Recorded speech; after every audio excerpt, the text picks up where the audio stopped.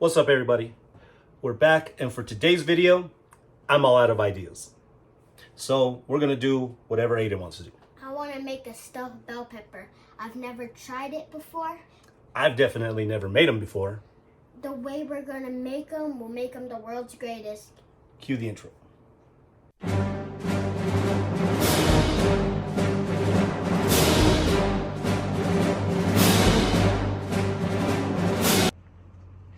First, we put them in a dish to see how they fit. Now, we're using all the different colors just to make a kind of a variety type thing. Next, what we're gonna do, we're gonna cut the tops off and scoop out the insides. Okay, we got the tops off. So we're gonna save all this stuff because we're gonna dice up some of it to go into our meat mixture. Now, you see how some of these are crooked? You're gonna cut some off the edge here, but not too much. We don't want our filling to come through the bottom. We just want them to stand up straight.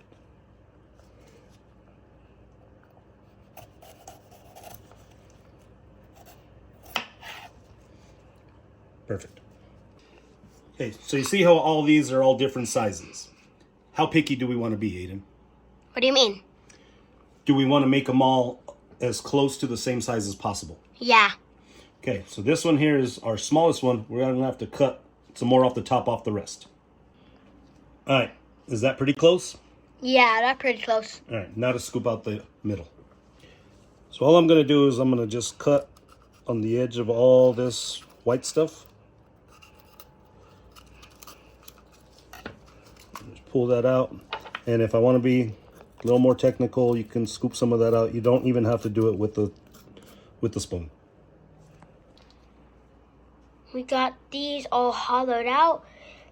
This is what's gonna go into our meat mixture. Let's go brown some ground beef. So it depends on the amount of bell peppers you're using, how much hamburger you're gonna use, I guess. We ended up using about 1.5 pounds. So we're gonna just let this brown.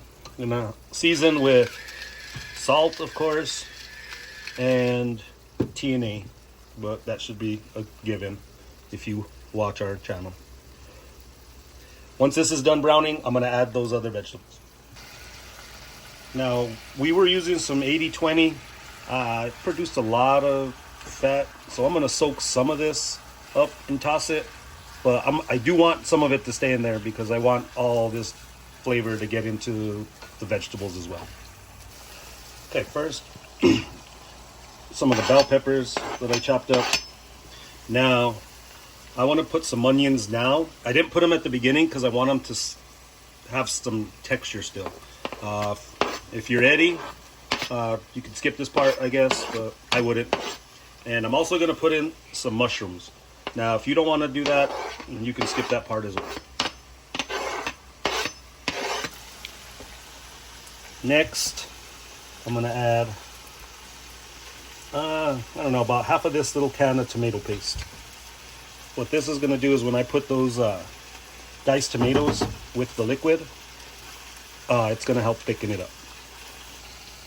Alright, Aiden convinced me, just use the whole can. Now, you want to stir this in as much as you can and get it all incorporated before we put the diced tomatoes. At this point, if you want to add some spice to it, like some chili flakes, cayenne powder, now you could, or jalapenos.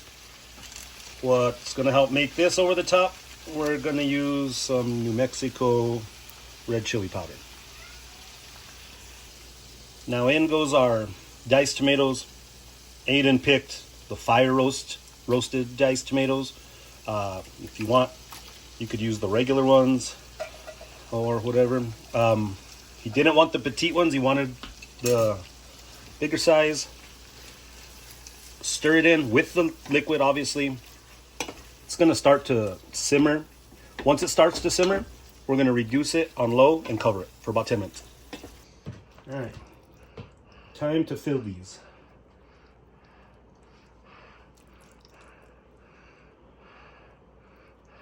I don't want to overfill them because these are also going to get filled at the top with some cheese, some shredded cheese. All right, that's about what I want. Now these are gonna go in the oven at 400 for about 30 minutes. Now a famous person told me when it comes to covering with foil, that's the dull side and the shiny side. They told me the dull side has to go down. Maybe it's true. I have no idea. We're gonna try it that way. After the 30 minutes, we're gonna take the foil off, fill them with cheese, and then put them back in the oven uncovered. Okay, it's been 30 minutes. We're gonna see what we got. When you open this, open away from you so all that steam can go out and doesn't burn you in the face.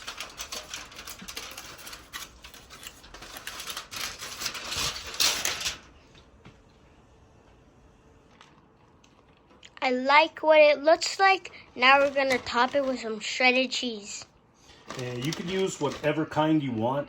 We are using Colby Jack, but make sure you shred your own cheese. It melts better. It doesn't have that weird little like glossy stuff on it. Shred your own cheese. That's what I like. Now back into the oven for 10 minutes, uncovered. This is how it came out. Time to taste. All right, time to cut into this. Looks pretty good already. Hope it gets a good cheese pull. Pretty decent cheese pull right there.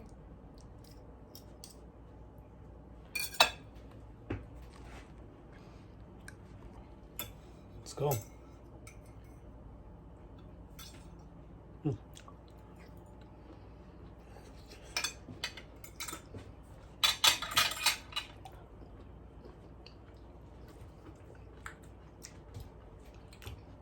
Now that's amazing.